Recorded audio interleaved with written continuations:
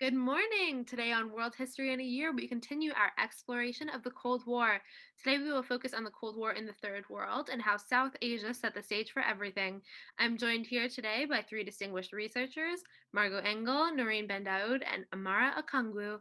So, I understand that you all primarily focus on the growth of competitive coexistence in the Third World by explaining what went into the scramble for economic stake in South Asia. Yes, we will. So, Ariel, to understand the growth of competitive coexistence, you must first understand what was happening around the world at this time. There was this great change in leadership in several superpower countries. In the USSR, Stalin died and Khrushchev replaced him, and at the same time, President Truman was replaced by President Eisenhower.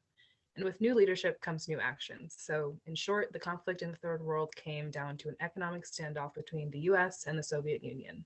And the chase for economic stake in South Asia really began when Britain relinquished control of Kashmir. Both Pakistan and India claimed the Kashmir region, creating ethnic tensions between Muslim and Hindu groups living in the same region but divided by arbitrary borders, semblances of Britain's colonial machine. Interesting. So the British Commonwealth splits up in South Asia, and that sends the US and USSR into a frenzy. What was the course of action? Well, not exactly, you see. The split of India and Pakistan from the British Commonwealth was initially treated as a minor development in international affairs, compared to the issues that the US and the USSR were dealing with at the time in order to advance their own agendas, like the Marshall Aid Plan in the US. The dissolving of British Commonwealth was somewhat insignificant. I also think it is important to note that under Stalin, the USSR did not even think there was an ideological shift, despite the transfer of power from Britain to India. That's how unbothered they were about the whole thing. Okay, so we know that these countries eventually become sovereign states. Could you expand more on the Indo-Pakistani slash Kashmir conflict and how it impacted their objectives post gaining sovereignty? And did that in any way make it easier for superpower entrants into South Asian countries? Yes, well, both India and Pakistan were seeking to establish national identities independent of the British imperialism that had governed them before. Simultaneously, they were trying to rebuild their countries after a bloody and devastating conflict that had resulted in the death of millions. Pakistan's founding Governor General, Muhammad Ali Jinnah, announced that Pakistan was a secular republic comprised of diverse religions and ethnic groups. India's President Nehru intended to follow a democratic path to, as he put it, the socialist pattern of society. Both had to overcome their most pressing issues of restoring a stable military and economy before realizing either of these goals. Soviet aid was made more appealing by this. Huh. So, what about the US? How did the US's alliance with and involvement in Pakistan prompt Soviet effort in South Asia? Well, it is interesting because while not initially considered the most significant of alliances, the US's favoring of Pakistan over India led to an increased US influence and control of the South Asian region overall. From Pakistan's involvement in the Center Treaty Organization and the Southeast Asia Treaty Organization, two US led regional alliances, to their $170 million military aid package from the US, and the U 2 air base in Pakistan, Soviet interest in the region was piqued by US involvement. Abandoning Stalinist sentiments about India's attempts to mimic their former colonizers, Khrushchev, Malenkov, and Molotov extended an alliance towards India despite their economic non alignment and the government's disassociation from the Indian Communist Party. Well, what was the significance of all this control in the South Asian countries? Well, remember that India and Pakistan were evolving countries. They did not have much to offer besides their location, and they needed a lot of support, like the Soviet and Indian alliance or the 170 million aid package in Pakistan. So, as the superpowers offered support, both India and Pakistan tried to offer something in return, like most treaties. Pakistan joined CENTO and CETO, as Amara mentioned, even though the country was not technically in either location that qualified for those treaties. By joining the treaties, the US ostensibly had a foot in the door to the entire South Asian area. A good way to think of this agreement between the US and Pakistan is like insurance. The US wanted to cover their bases against communism, so the more land they covered, the better off they were. The assistance offered to India came for the same reasons. So, what you're saying is that neither superpower was that invested in either country. It was more of a security thing. And if this is the case, if the superpowers really did care that much, how did each country get involved in the Cold War in order to get attention? Well, it started simply. Indian leaders asked to meet with Khrushchev in Moscow, and Pakistani leaders visited Eisenhower in Washington, D.C.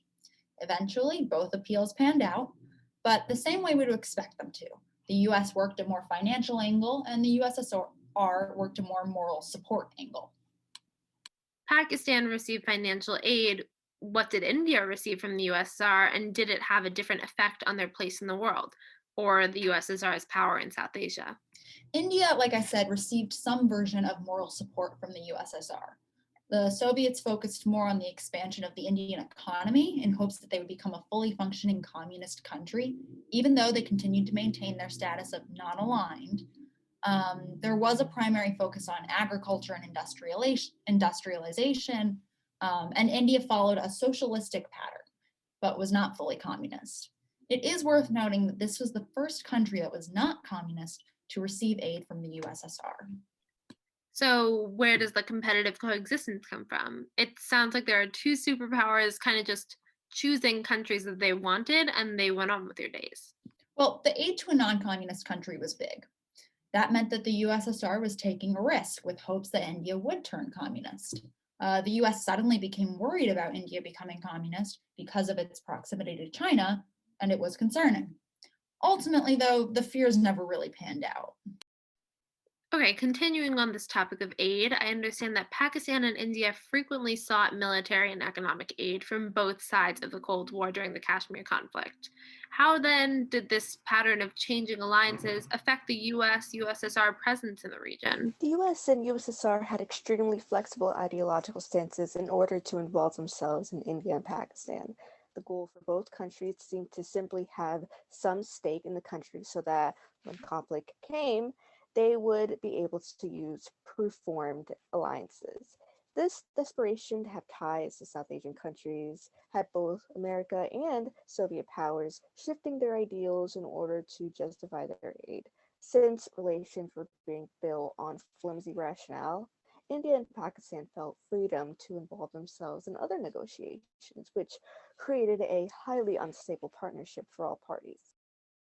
So, with nuclear programs growing in South Asia, then, to what extent was the establishment of Indian and Pakistani nuclear programs advantageous for either the West or communist nations? This again goes back to the initial perception from America and the Soviets that there would be a sort of payoff when the time came in these regions. American officials hoped that the aid they were giving to Pakistan would ensure a sense of increased loyalty in the region.